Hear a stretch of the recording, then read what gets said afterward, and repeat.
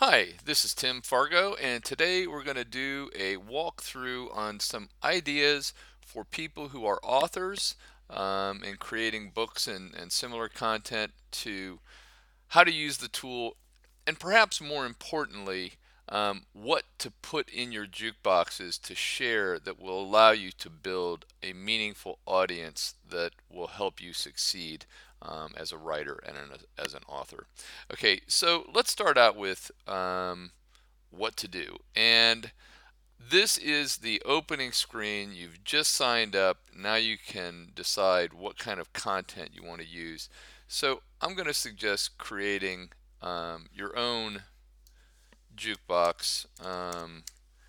And there'll be some work involved with this, obviously. Let's turn this thing off for now. I'm going to call this one, again, blogs, and let's just go ahead and add that. So now we're going to have a jukebox with no posts in it. Um, and I'm going to add this post, the importance of building your audience, and um, this link goes to a pretty famous article called "A Thousand True Fans," and it's a great article about, you don't need necessarily to have like millions of people following what you do, but you do need to kind of one by one build an audience. And if you have 1,000 people who really love what you do, you can probably make a pretty good living. Whether it's in writing or music, et cetera, et cetera. So, but you need to kind of step by step, brick by brick, build that audience. So, um, here's the post. I'm just going to go ahead and save that. So we have this. Now, what's the point of having these kind of blogs or posts? The idea is twofold. One, you can do what I just did. You can take someone else's content that you think would be relevant for fellow writers and also people that you'd be interested in reading some of your content. Um, and you can put these out there. And it helps you engage with both people who are potential readers of your material and also people who may be creating in the same space as you. And don't be afraid when you're getting started to use other people's content, to curate other content, because if you're just getting started, of course you don't have hundreds of blog posts or something to share because you're not at that point yet. But you got to start somewhere. So one of the easiest ways to get started is to curate great content from other people and share that. And people are almost always very happy to have you sharing their content. And it's a great way to meet people as well, and build kind of a community of people who are also writers and things like that. Because I can tell you, having written my own book, Alphabet Success, the ability to tap into other people's knowledge about what to do and not do as you're promoting particular types of books and stuff, and you may have your own unique circumstances. So surrounding yourself with people like that can be really, really important.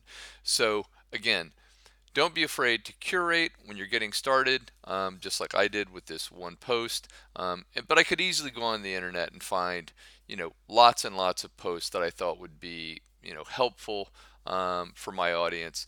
And the second piece of this, when it comes to blogs and or like kind of written posts that you will ultimately start creating your own or even taking excerpts from your book, it's super important to remember that before anyone's going to buy your book, they're going to want to read something you've written because that's how you build trust. The things you put out on social media are kind of a benchmark for what people can expect from you. So if they've read some of your blog posts and they think they're good, they're a much more likely candidate to read your book or purchase your book. Um, but it's a progression. First you got to give away blog posts and ask them to make a minimal commitment to read, perhaps a 3 or 4 minute article that you've put together, on a WordPress blog or on a site like Medium, things like that. So that's how you get started. And very often, for those of you that are brand new as authors, you will be giving away your book. You may not want to hear that, but unless you're famous, in which case you may not be watching this video, um, you're going to have to get people to engage and start talking about your book and build a bit of an audience and build some trust with people, so you can get reviews on sites like Goodreads and sites like Amazon and so on. So that's really, it's super important to get this content out there, and the quality that you curate is just as important as the quality you create. What you put out, again, on social media is a reflection of you. You're building trust. So keep that in mind. All right. So now let's go on to item two.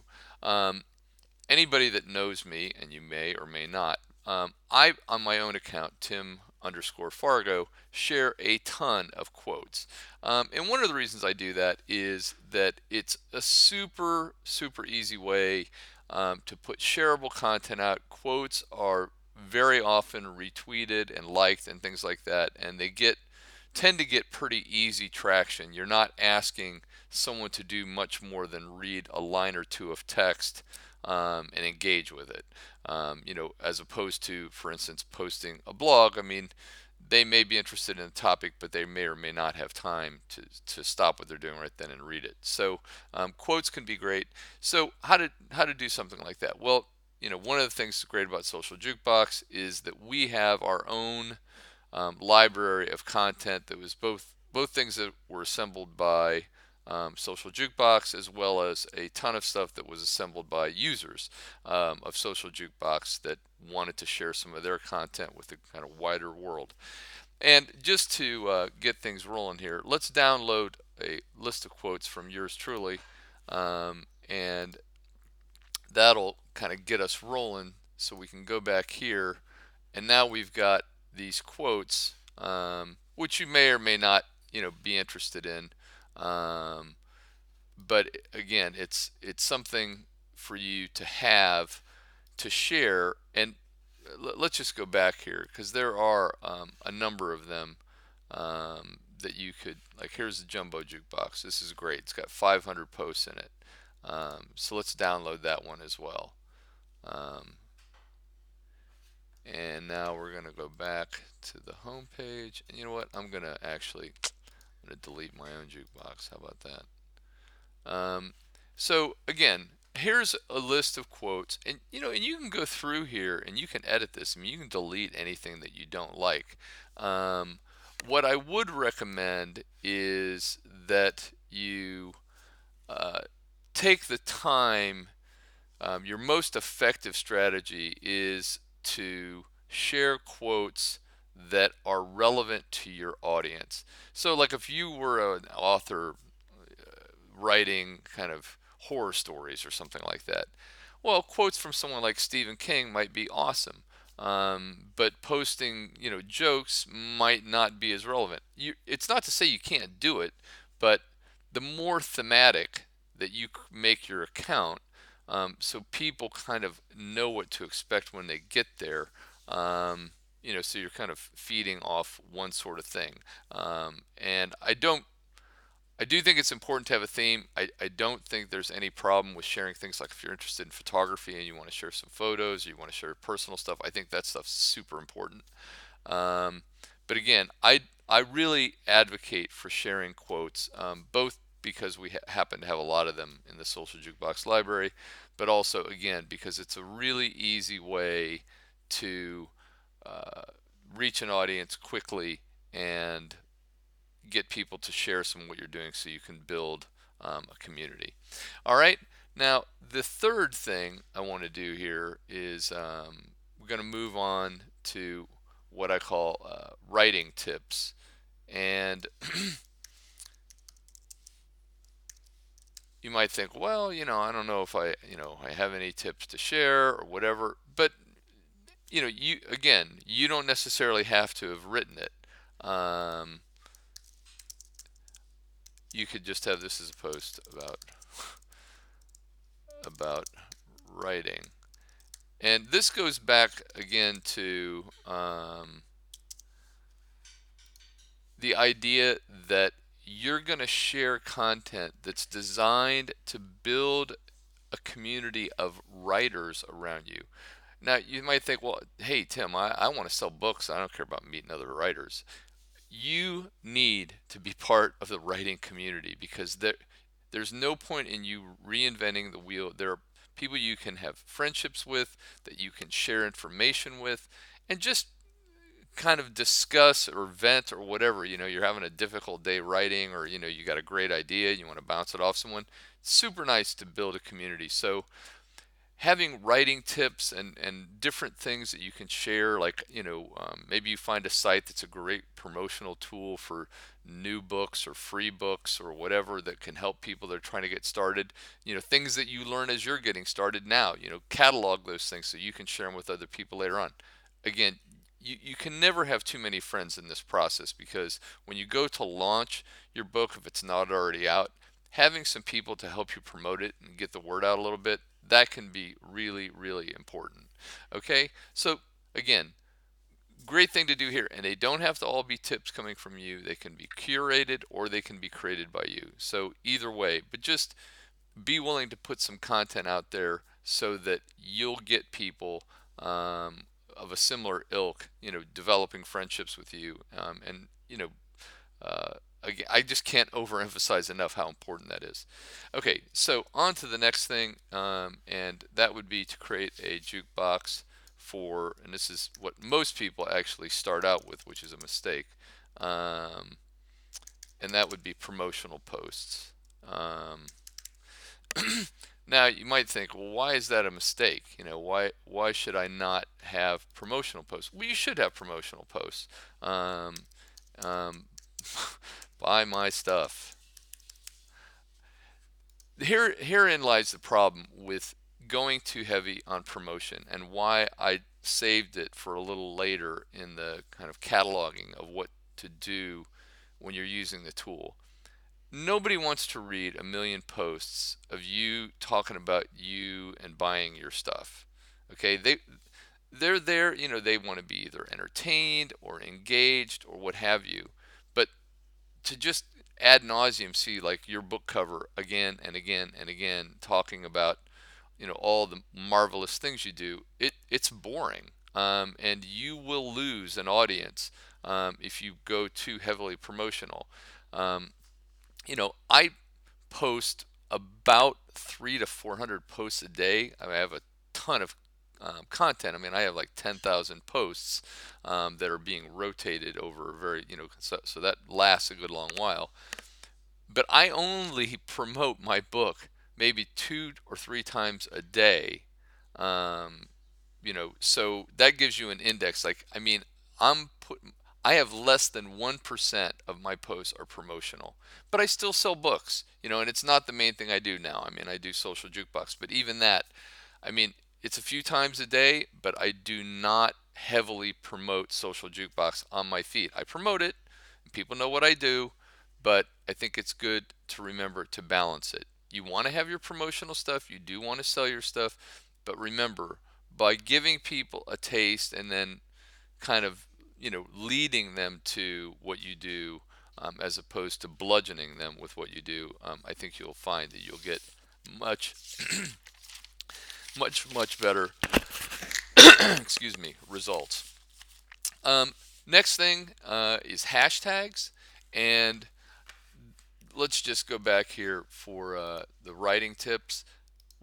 One of the things that you will find really important is to use hashtags, because if you don't know how they work, is people will search on hashtags to try to find things. And so if they find you posting under author or authors, or under, say, hashtag writing, um, it's an opportunity for people who are not following you already to find you. And it makes hashtags a super important part of what you do. In another video, I talk about the importance of not using more than two hashtags, because in many of the platforms, heavily hashtagged posts tend to be viewed by the social media sites as spam, and they will lower kind of the ranking of your post. So just one or two hashtags is plenty. And when people over hashtag things, very often they end up being counterproductive to what you're trying to do. So with this, with writing tips, authors, hashtag writing, and if you type in a hashtag, for instance, like on Twitter, you can actually find, or go through, look through the site, and you can see very often like things that are trending, and look into like things that are trending. So, but authors, hashtag writing, good hashtags for a jukebox about writing, and again, hashtag something that you should even learn more about that transcends the scope of this video. Now we're getting close to the end here. One of the really important things to do, and I would say this kind of is the best for last, and that is, if you're looking into a tool like Social Jukebox, that's awesome. And automation is a magical, magical tool that will really help put you ahead of the curve so you'll have time to do writing and work on your books and the other things that actually are going to make you kind of become who you are, that will definitely help you in your marketing. But don't think that Social Jukebox or any other tool for that matter is going to be a substitute for you being online a bit and talking to the people who talk to you. Um, People will ask you questions about a book, about something you wrote, whatever. And the engagement can be on Facebook, it could be on Twitter, it could be on LinkedIn, wherever you're promoting. Like if you're a business author, maybe you're promoting your book on LinkedIn. If you're, doing fiction, it might be Facebook and Twitter, but or all of the above. But please interact with your audience. There's no substitute for that. Maybe someday when you've got 25 million followers and you can occasionally do the royal wave out the window, that works. But when you're getting started, you need to build a relationship with people and build that one-on-one, because it really does make a huge difference. So many people turn on their social media, use a tool, Social Jukebox or similar, and something like Hootsuite that posts whatever it's more of a scheduling program than an automation program. But they'll use a tool and they just kind of load it up and just walk away, and that's a mistake, because the audience is there kind of waiting for you to engage. So please do not underestimate the importance of reaching out. It's called social media for a reason, so don't forget the social part. Um, and that's it. That's kind of the 6 steps to go through, to just kind of get a good base as an author on social media. And it takes time. I think a lot of people get into social media and they see people that have big followings and they see people that have a ton of engagement. All that stuff took time. I have close to 600,000 followers on Twitter now, but it took me years to build that, and lots of engagement, and lots of content creation, and other things, working on it to make that happen. And it's certainly doable for anyone. It's just a matter of putting together good content and getting out there and doing some of the things we've talked about. So get in there, dig in, and if you follow some of these basic guidelines, it'll get you going, and then you can experiment and kind of put your own touches on things, and the future will be dictated by the energy you put toward it. All right, so with that, I wish you a great day. If you have any questions, you can always reach me at tim@socialjukebox.com. I'm always happy to hear from you, whether it's a question about what we're talking about here, it's a more technical question. Tim@socialjukebox.com. Always glad to hear from you, and we'll talk to you soon. Thanks.